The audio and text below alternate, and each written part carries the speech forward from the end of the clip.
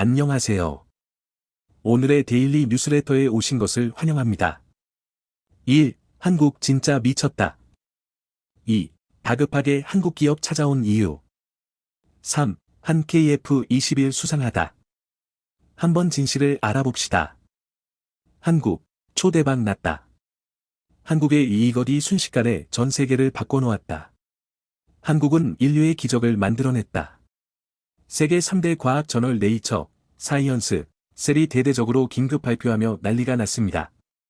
이에 외신들도 한국이 최근 공개한 이것에 대해 실시간으로 대대적으로 보도하며 온종일 이 뉴스만 내보내고 있는데요. 전 세계 사람들이 사망하는 가장 큰 원인은 바로 암입니다. 무려 40년 동안 부동의 1위인 것으로 나타났는데요. 한국도 예외가 아닙니다. 지난해 우리나라 사람들의 4명 중 1명은 암으로 목숨을 잃었습니다.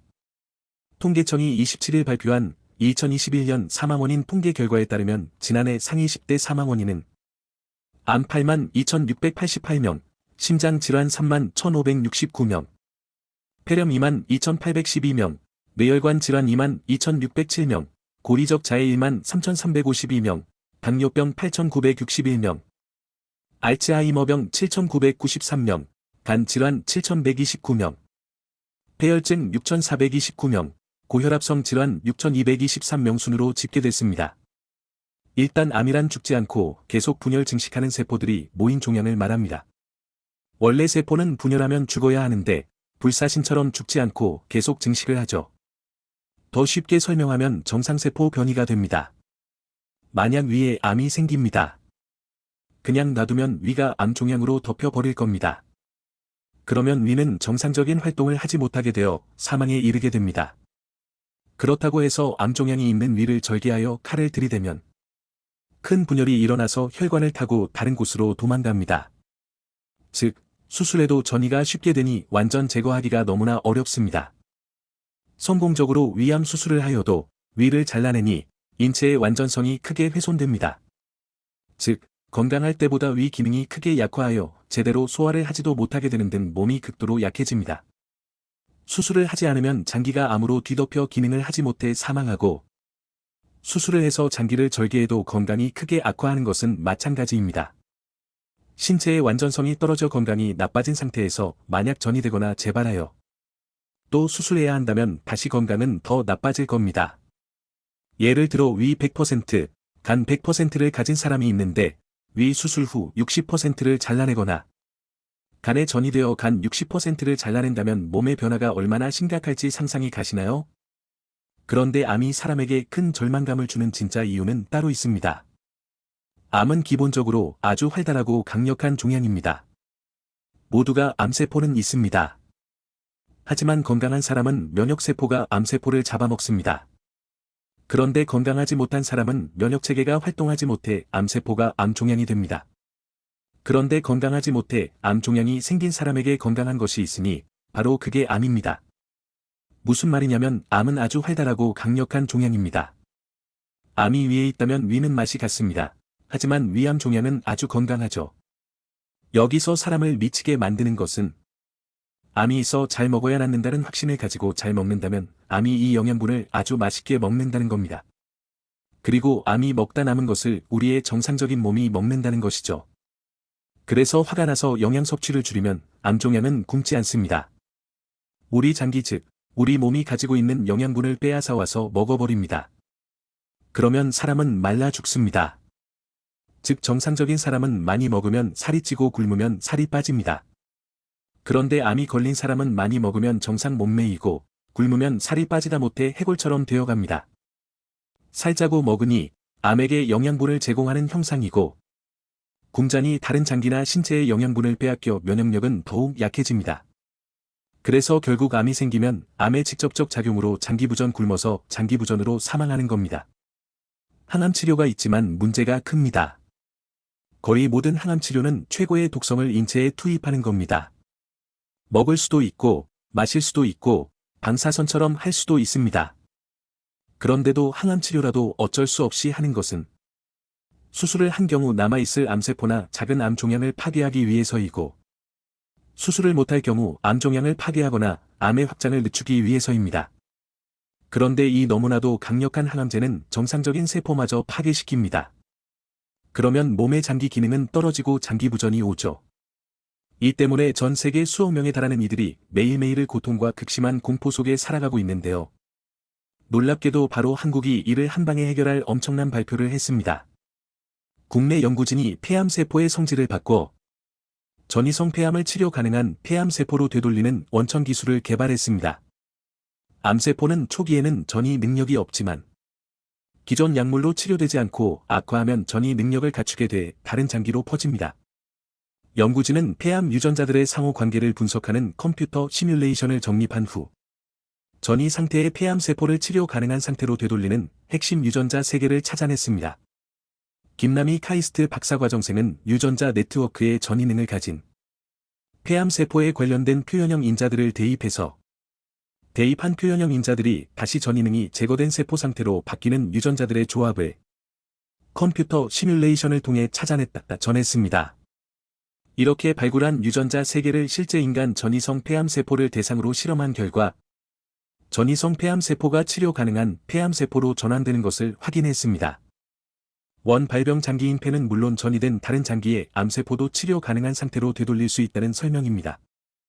연구진은 이번 연구는 폐암세포를 사멸하는 기존 치료 방법이 아니라 암세포의 성질을 변화시켜 치료한다는 점에서 의의가 있다고 설명했습니다. 조광현 카이스트 교수는 암 가역화형 구성과 치료는 암세포를 죽이지 않고 성질만을 변환시키는 것이기 때문에 정상세포에 미치는 영향이 거의 없고 안전하게 암을 마치 당뇨나 고혈압처럼 만성질환으로서 관리하면서 건강 수명을 계속 유지하는 새로운 개념의 치료 기술이다 전했습니다. 앞서 연구진은 지난 2020년 대장암세포를 정상 대장세포로 되돌리는 연구 결과를 발표했고 2021년 1월엔 가장 악성인 유방암세포를 호르몬 치료가 가능한 유방암세포로 변환하는 데 성공한 바 있습니다. 연구진은 관련 기술을 국내 바이오 기업에 이전하고 상용화를 추진하고 있습니다. 자, 그런데 공교롭게도 한국이 이 엄청난 발표를 한 직후 매우 신기한 현상이 벌어지기 시작했습니다. 전문가들은 해외 국가들이 한국이 세계 최초로 개발한 암세포 치료제를 가장 먼저 받기 위해 미국과 일본, 유럽 등 전 세계 모든 국가들이 서로 치열한 경쟁을 벌이기 시작했다고 전했습니다.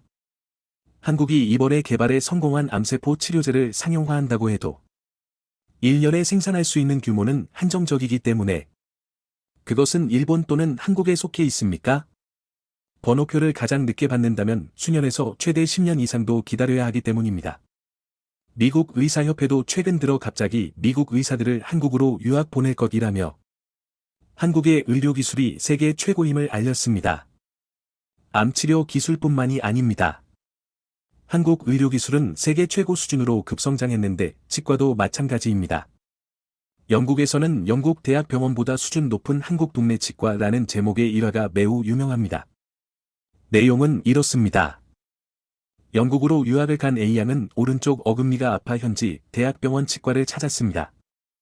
한국에서 왔다고 말하자 현지 의사는 멀쩡한 왼쪽 어금니를 유심히 관찰하더니 갑자기 후배 의사들을 불러 이렇게 말했습니다. 잘 봐도 저 왼쪽 어금니는 너희들이 여기에 살면서 매우 드물게 볼 수 있는 정교하게 딱 맞도록 잘 만든 교과서 같은 크라운이야. 그렇게 치료를 받고 1년 뒤 한국으로 돌아온 A양은 세계 최대 금광2위 대한민국을 강대국으로 만들 것입니다. 의사는 오른쪽 어금니를 보더니 어디서 치료했냐고 물었고 영국에서 치료받았다고 대답하자 그 역시 신참내기 의사들을 호출해 이렇게 말했습니다. 저 오른쪽 어금니 잘 봐도 너희들 이빨 저런 식으로 해놓으면 병원 문 닫는 거야. A양은 그러면서 한국의 의료기술 수준이 다른 선진국에 비해 적어도 10년은 앞서는 것 같다고 덧붙였습니다. 이 글이 올라오자 댓글에도 비슷한 사례들이 쏟아졌습니다. 우리 딸도 영국에서 치료를 받았는데 한국에 와서 지금 한국에서는 사용하지 않는 재료라는 말을 들었다. 캐나다 치과 갔을 때 신경치료 어디서 했냐고 정말 잘했다고 하더라. 캐나다에서 신경치료는 아무나 하는 것이 아니라 스페셜 닥터를 찾아가야 한다. 고등학교 때 뉴질랜드에 어학연수 갔는데 사랑니가 너무 아파 치과에 갔더니 사랑니는 안 뽑고 의사들이 어금니를 어떻게 이렇게 정교하게 할 수 있지? 어메이징, 판타스틱을 외치고 난리였다 전했습니다. 한국을 찾는 미국 의사들도 화제가 되고 있습니다. 미국 소아과 전문의 로렌스 메도프 박사는 한국을 방문했습니다. 만성신부전증 5기 진단을 받은 그는 신장 이식이나 투석 치료가 필요했지만 상황이 여의치않아 고심하던 중 한국의 줄기세포 연구 전문병원을 알게 되었습니다. 메도프 박사는 치료를 받은 뒤 일주일 만에 증세가 크게 호전되어 한국의 의료기술을 극찬했습니다. 미국 출신의 의사 카를로스 차파 이 역시도 한국을 방문했습니다. 자생한 방병원의 치료 동영상을 접하고 치료 기술을 배우기 위함이었는데요. 하지만 이 병원은 의료기술이 단기간에 전할 수 있는 것이 아니라며 거절했습니다. 그런데도 카를로스는 끈질기게 매달렸고 결국 병원 측의 초청을 받아 기술을 전수받을 수 있었다고 합니다. 최근 저가 공세를 무기로 한국이 꽉 잡고 있던 디스플레이 시장을 탐내던 중국이 얼마 전부터 전세계 점유율 1위를 차지하게 되자 중국 업계는 환호성을 지르고 있습니다. 그동안 디스플레이 시장에서 압도적인 1위를 차지하던 한국을 드디어 중국이 꺾었다며 앞으로 디스플레이 말고도 반도체를 비롯한 첨단 산업 분야에서도 한국을 이길 수 있는 밑바탕이 생겼다며 자신감이 가득 찬 상황입니다. 여기에 삼성의 스마트폰과 경쟁하면서 막대한 판매량을 자랑하는 미국의 아이폰에 수천만 대의 디스플레이 패널 납품을 성공하면서 앞으로 중국 디스플레이 시장에 탄탄대로가 열릴 줄 알았으나 최근 중국 내 1위 업체의 설계 결함으로 인한 공정 변화로 애플이 중국과의 계약을 파기하면서 중국의 디스플레이 업계는 초비상이 걸렸습니다. 그런데 중국의 물량을 떠안게 된 한국의 삼성과 LG는 반사이익을 얻게 된 가운데 뜬금없이 일본 스마트폰 이용자들이 난리가 난 상황이라고 하는데요.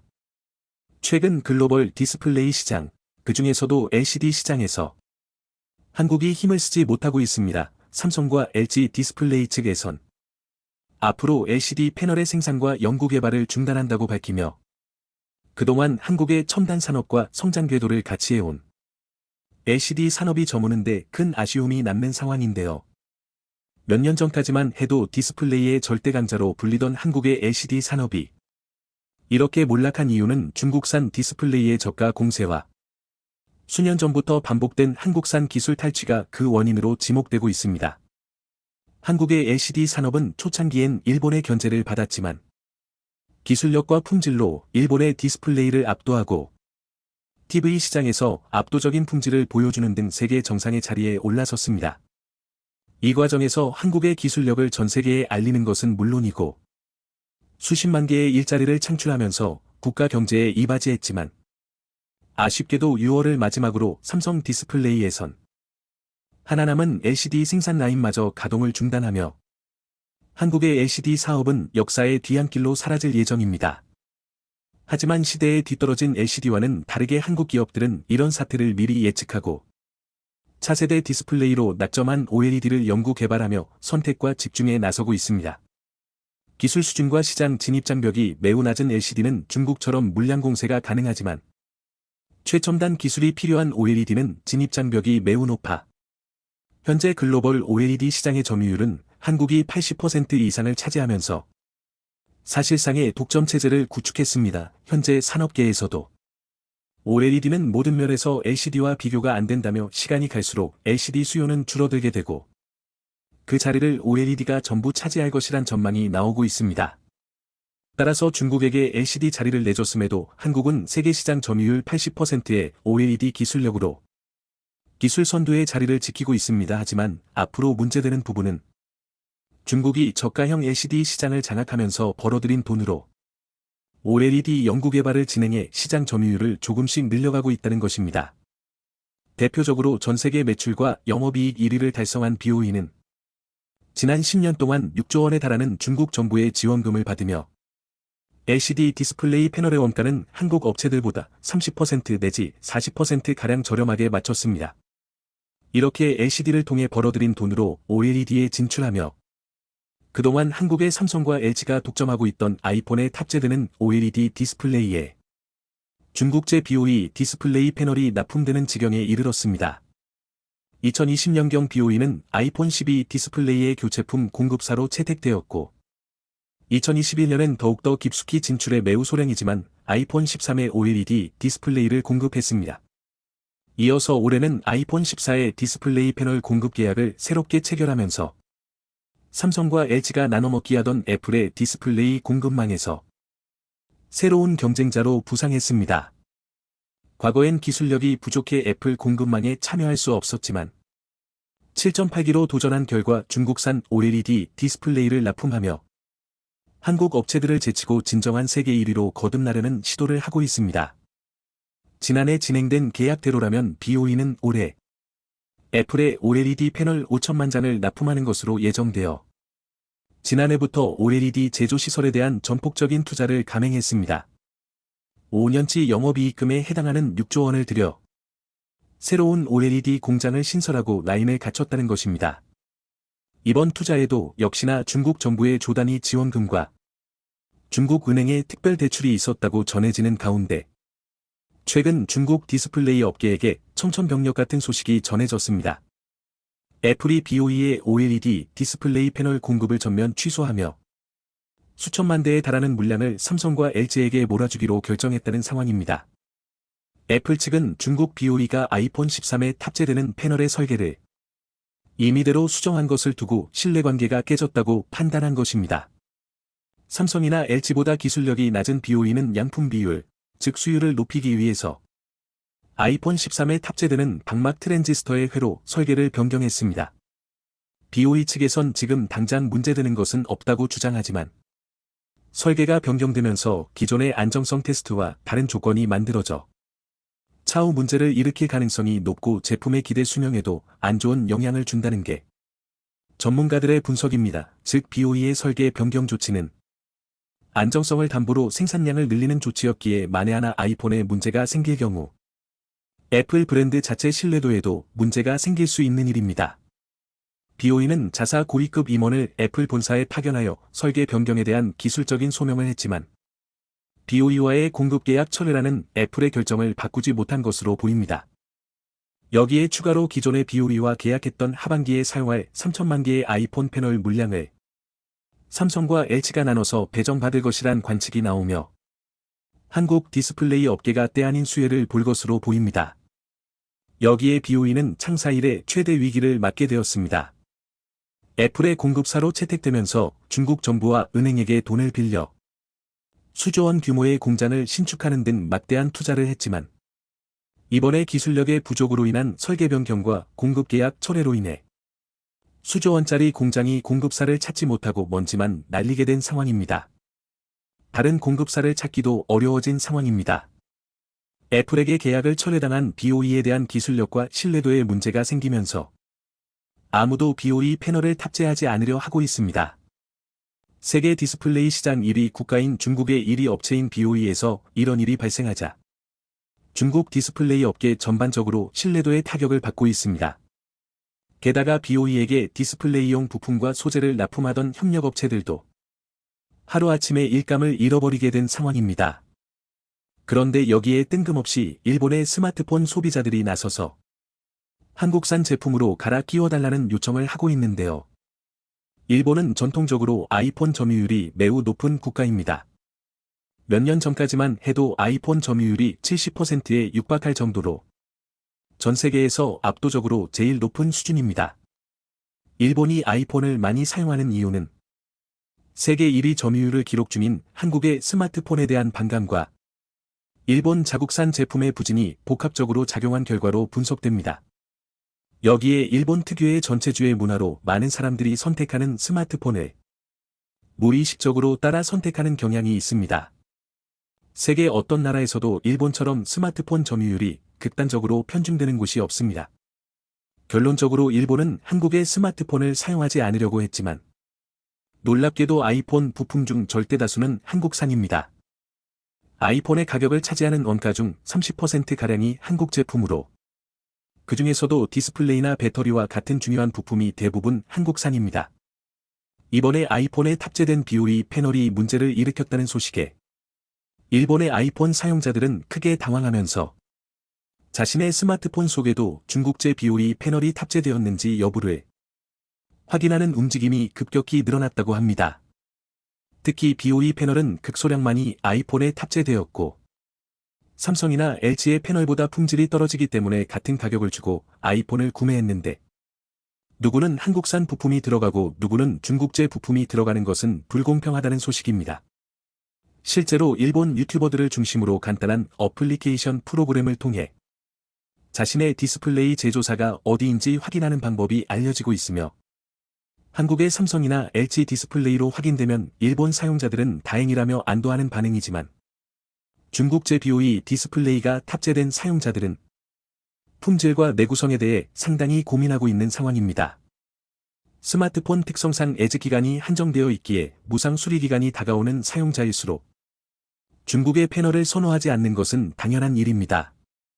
이번 중국제 BOE 패널 문제와는 관련 없어 보이지만 최근 일본에서 삼성의 스마트폰이 대반전을 일으키고 있습니다. 그동안 한국산이라는 이유로 외면받았지만 디자인과 기술력을 앞세워 공략한 결과 최근 대략 14%의 점유율을 기록하면서 일본 시장 점유율 2위를 기록한 것인데요. 기존의 갤럭시 스마트폰은 한 자릿수 점유율을 차지하며 일본 업체들에게도 밀리는 상황이었지만 기술력으로 무장한 폴더블폰이 선풍적인 인기를 끌면서 일본에서 한국제 스마트폰 점유율이 급격히 상승 중입니다. 관련 통계를 확인해보면 3년 전에 비해 2배 가까이 된 것으로 지난 10년 이래 한국산 스마트폰 점유율이 사상 최대를 기록했습니다. 더욱 놀라운 점은 지금 이 순간에도 갤럭시 스마트폰의 인기가 높아지고 있으며 이달 뒤에 새로운 신형 갤럭시가 공개를 앞두고 있어 현재 점유율보다 더욱 높아질 가능성이 있다는 것입니다. 뿐만 아니라 한국의 삼성 갤럭시는 5년 만에 세계 1위 자리를 탈환하는 성과를 기록했습니다. 전 세계 스마트폰 판매량에서 삼성이 24%로 1위, 미국의 애플이 15%로 2위, 중국의 샤오미가 12%로 3위를 기록했습니다. 그동안 중국의 물량 공세에 주춤하던 한국의 전자산업이 최근 국제사회의 전방위적인 중국 제재와 한국의 독점적인 기술력을 바탕으로 다시 도약하고 있는 상황입니다. 우리가 만든 최초의 초음속 전투기 KF-21의 개발 일정이 또 한 번 앞당겨졌습니다. 이제 정말 자국산 4.5세대 전투기가 대한민국 하늘로 날아오를 날이 얼마 남지 않은 것인데요. 애초 KF-21은 2024년 후반기 양산이 시작될 예정이었으나 최근 KAI가 발표한 자료에 의하면 초음속 돌파, 무장 분리 및 발사 실험의 성공으로 개발 일정을 6개월이나 앞당긴 것입니다. 공식적으로 양산 시기를 내년 5월로 못 박은 것은 사실상 개발 성공을 의미하는 것으로 이제 별다른 난관 없이 바로 공장에서 뽑아낼 수 있다는 자신감을 내비친 것인데요. 덕분에 실전 배치 계획도 최소 6개월에서 최대 1년 이상 단축되었습니다. 아무리 객관적으로 보려고 노력해도 도저히 믿지 못할 만큼 빠른 속도입니다. 실제로 세계 굴지의 외신들도 대한민국 항공기술력의 폭풍 성장을 대서특필하고 있는데요. 이게 가능했던 건 매 시험 비행 때마다 예산을 훨씬 웃도는 결과값을 보여준 KF-21 덕분이었습니다. KF-21 개발 과정에서 겪었던 고난과 역경을 생각하면 감개무량한 일인데요. 그래서 준비했습니다. 오늘은 양산 일정까지 앞당겨버린 KF-21의 미친 무장과 전력과 시험이 갖는 의미에 대해서 알아보겠습니다. 현행 세계 어떤 나라의 전투기도 이 정도로 높은 시험 비행 성공률을 기록하지는 못했습니다. 전 세계 전투기 개발사의 유례가 없던 성공 확률과 개발 속도를 바로 현재 우리 KF-21 보라매가 보여주고 있는데요. 이렇게 매일 의미 있는 역사를 써내려가는 KF-21이 대한민국의 첫 국산 전투기라는 걸 생각하면 정말 말도 안 나올 수준입니다. 실제로 당장 F-35만 봐도 개발 과정에서 온갖 문제가 드러나면서 지금까지도 도입국 임장에선 유지가 애매한 전투기가 되었습니다. 오죽하면 미국 내에서도 F-35 개발 결함이 도마에 오를 때마다 프로젝트를 취소하니 많이 열띤 논쟁이 오가는데요. 그도 그럴 게 지금까지 알려진 F-35의 대표적인 결함만 해도 일례로 2차례나 비상시 조종석 사출 시험에 실패해서 파일럿 몸무게를 61.7에서 74.8kg으로 제한하는 웃지 못할 해프닝이 벌어지기도 했는데요. 이외에도 내부 무잠창이 열에 취약해서 지상 기온이 32.2도가 넘거나 고속 비행 시 10분 이상 무장창을 폐쇄할 경우 내부 온도가 위험한 수준까지 상승하는 중대 결함이 발생하기도 했습니다. 또 연료를 가득 채울 경우 기동성이 급격하게 떨어져 최대 3.8g의 중력 가속도밖에 감당하지 못했고 비행 속도가 마하 1.2를 넘어가면 무장을 발사하는 게 불가능해지는 황당한 일이 벌어지기도 했는데요. 하나하나가 주옥 같은 중대 결함을 고쳐내느라 F-35의 개발 완료 일정은 이미 수차례나 연기된 상태입니다. 그나마 현재는 중대 결함 대부분을 해결하고 일단 실전의 사용은 할 수 있는 상태라 양산이 결정되었고 현역으로 운용 중인 건데요. 그러나 여전히 2023년 기준 개발 28년 차에 돌입했음에도 F-35에는 미완의 전투기라는 꼬리표가 따라붙고 있습니다. 물론 F-35가 유독 심한 경우긴 하지만 이처럼 전투기 개발 과정이라는 건 실패의 연속이나 마찬가지입니다. 그만큼 첨단 기술이 집약된 게 전투기라는 것인데요. 그러니 전투기에 대해서 어느 정도 사전 지식이 있는 분들은 물론 실제 KF-21을 분석한 각종 군사 매체와 전문가들은 하나같이 이게 대한민국의 첫 전투기라는 걸 믿을 수 없다라며 혀를 내두르기 일쑤입니다. 이런데 그 개발사를 자세히 들여다보면 고난과 역경의 연속이었습니다. 최근 국산화에 성공했다며 뉴스로 보도되기도 한 AESA 레이더가 가장 대표적이었는데요. 전면부에 1000여 개의 소형 동합 모듈을 장착해 각 모듈마다 독립적인 송수신을 가능하게 만든 AESA 레이더는 현대 레이더 기술의 정점이라고 해도 과언이 아닙니다. 무수히 많은 모듈이 각기 다른 주파수의 송수신을 할 수 있어서 적의 전파 방해에 따른 대처 능력이 상당히 뛰어납니다. 대한민국 적성국들의 전자전 능력을 고려하면 KF-21의 AESA 레이더는 필수적으로 탑재되어야 하는 장치였는데요. 그러나 지상 고정형과 달리 전투기 탑재 레이더는 플랫폼이 끊임없이 움직이는 데다 음속의 벽을 돌파하는 극한의 환경에 노출된 만큼 상당히 높은 수준의 기술력이 필요합니다. 그렇기에 KF-21 개발 사업 초기만 해도 대한민국은 스스로 AESA 레이더를 개발하고 전투기에 탑재할 능력이 부족하다고 판단해 버렸는데요. 그래서 FX 3차 사업을 통해 F-35 40대를 도입하는 대신 절충교역으로 미국의 AESA 레이더 기술을 포함한 4대 전투기 핵심 기술을 이전받기로 했습니다. 그런데 화장실 들어갈 때와 나올 때 태도가 다르다고 미국이 입을 싹 닫고 기술 이전 거부로 계약을 뒤집어 엎어 버렸는데요. 지금은 상상하기 어렵지만 당시만 하더라도 이는 KF-21 프로젝트가 존폐 위기에 놓일 만큼 심각한 문제였습니다. 심지어 미국이 기술 이전을 거부했다는 소식이 알려진 2015년 당시만 하더라도 레이더 없는 전투기를 만들 셈이냐며 지금이라도 KF-21 개발을 포기하자는 의견이 주류였을 지경입니다. 그러나 안 되면 되게 하는 게 대한민국이죠. 시도라도 해봐야 실패의 이유를 배울 수 있는 법이고 대한민국은 때릴수록 강해지는 특별한 국민성을 지닌 나라였습니다. 그렇게 대한민국은 불가능에 도전했고 그 결과 모두가 아시다시피 세계 12번째 AESA 레이더 개발국에 당당히 등극했는데요. 그리고 KF-21은 대한민국의 AESA 레이더를 탑재한 채 공대공 모두 25개 시험 항목에서 총 18회의 비행시험을 수행했고 모든 요구 성능 및 개발 목표를 달성했습니다. 쉽게 말해 대한민국이 순수 독자 기술로 개발한 첫 번째 AESA 레이더를 탑재한 최초의 전투기가 처음으로 도전한 비행 테스트에서 단 한 번의 실패조차 없었다는 뜻입니다. 어이없을 정도로 놀라운 완성도인데요. 당연히 우리 개발진들의 뼈를 깎는 노력이 있었기에 가능한 일이었겠지만 솔직히 관련 기술에 정통한 입장이 아니고서야 기적이라고밖에 표현할 수 없는데요. 이러니 PR을 떠나 KF-21 보라매가 주변국을 긴장하게 만든다는 소리가 나오는 것입니다.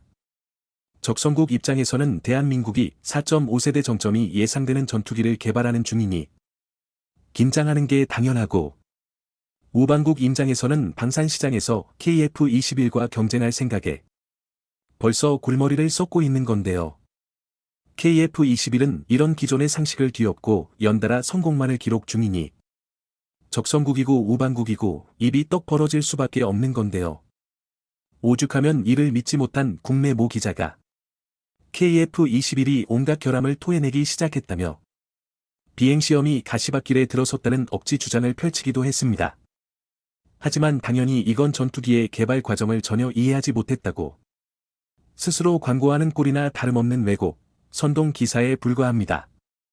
단적으로 KF-21이 초기 저속 비행 단계임에도 있단 경보가 울렸으니 심각한 상황이라고 주장했는데 사실 경보가 울리는 건 지극히 당연한 일입니다. 애초에 시제기는 그러려고 만든 겁니다. 원래부터 비행 과정에서 생기는 문제들을 미리 파악하고 미세한 디테일 조정을 통해 완성형 기체를 만들기 위해 시제기를 제작하는 거고 이를 가지고 시험 비행을 하는 건데요. 단 한 번도 항공기를 날려보지 않고 지상 경납고 풍동 실험장에서 100% 완벽한 조정이 가능하면 그건 종이 비행기지. 최첨단 과학 기술의 집약체인 전투기가 아닙니다. 그게 가능하면 시제기를 만들 필요도 없고 시험 비행을 진행할 필요도 없습니다. 그냥 다짜고짜 양산부터 시작하고 실전 배치해버리면 그만인데요. 그러나 전투기는 12년 전정비 과정에서 너트 하나 빠뜨린 것으로도 추락할 수 있는 아주 민감한 장비입니다. 더군다나 앞서 말했듯이 일각의 주장과 정반대로 KF-21은 매 순간 한없이 완벽에 가까운 성공 가도를 달리고 있습니다. 특히 가장 최근에 진행했던 무장 시험들은 가슴이 두근거릴 정도로 환상적이었는데요. 우선 KF-21은 지난 3월 28일시 제2호기를 통해 공대공 미사일 미티어의 무장 분리 시험에 통과했고 시 제3호기는 100여 발의 기총 발사 시험에 성공했습니다. 미티어는 범유럽 미사일 개발업체인 MBDA가 개발한 차세대 비가시거리 공대공 미사일, 일명 BVRAAM 시스템인데요. 영국의 주도로 프랑스, 독일, 이탈리아, 스웨덴, 스페인이 개발에 참여한 만큼 유럽의 기술력이 총집합된 장거리 공대공 미사일의 정점으로 평가받습니다. 실제로 덕티드 로켓 모터를 탑재한 미티어는 독보적인 초원거리 요격으로 명성이 높은데요. 기본 속력만 최소 마하 4 이상인데다 사거리는 최소 100km에서 최대 300km에 육박합니다. 오죽하면 미국조차도 F-35의 초장거리 묘경 무장으로 미티어를 탑재하고 있는데요. 극단적으로 말하면 KF-21 개발을 주관하는 KAI의 사천공항에서도 서울 상공에 출현한 적 전투기를 요격하는 게 가능한 셈입니다. 일각에서는 현대 공중전에서 기총에 무슨 쓸모가 있느냐며 무장시험은 단순히 탄약이나 미사일을 몇 말 발사할 수 있느냐가 목적이 아닙니다. 시제기에서 무장 분리나 기총 발사를 시험하는 건 해당 과정에서 발생하는 기체 구조, 엔진, 공기 역학적 특성 변화 등을 점검하고 이를 통해 안전성이나 일련의 무장 운용 과정에서 관련된 항공전자 시스템이 정상 작동하는지를 확인하기 위함입니다. 그리고 중요한 것은 대한민국 명구진이 시험탄이긴 했지만 미티어를 발사하는 데 성공했다는 것입니다. 최근 미국의 글로벌 파이어 파워 웹사이트에서는 각국이 보유한 군용기의 대수, 전투기 기종별 성능, 실전 경험 및 작전 능력을 종합하여 분석한 결과를 토대로 전 세계 최상위 공군을 보유한 10개의 국가를 선별했습니다. 한국은 당연히 일본의 항공자위대를 제치고 7위에 마크되었는데요. 여기서 한 가지 주목할 점은 분석 대상 중엔 KF-21이 없었다는 점입니다. 사실 미국 내 군사 전문가들조차도 대한민국이 자체적으로 전투기를 제작 및 운영하고 있다는 점을 높이 샀는데요. 여기에 KF-21마저 실전에 배치된다면 그야말로 아시아 힘의 균형을 뒤집어 놓는 중대한 사건으로 여기고 있습니다. KF-X 사업은 전 세계가 아는 자랑스러운 한국 방산의 업적입니다.